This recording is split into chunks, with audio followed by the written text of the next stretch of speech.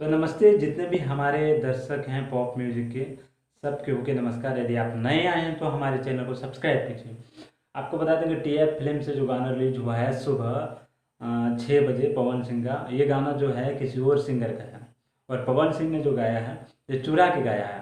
आपको बता दें कि ये गाना जो है गोलू पांडे का नाम का लड़का लिखा है और पवन सिंह ने जो गाया है वो राकेश पांडे का नाम के राइटर ने लिखा है। तो आपको बता दें कि ये गाना जो है जितेंद्र यादव सिंगर के नाम से कोई सिंगर गाया है। अनु म्यूजिक भोजपुरी में ये गाना रिलीज है 2 महीना पहले और उसको क्रेडिट नहीं दिया गया है। और ये गाना पवन सिंह जो गाया है बहुत ही ज़्यादा प्यार स्नेह मिल रहा है, बहुत ही ज़्यादा व्यू अचीवमेंट कर रहा है। अभी 4 घंटा में 6 लाख से 7 लाख व्यू आ चुका है, आपको बता दें तकरीबन।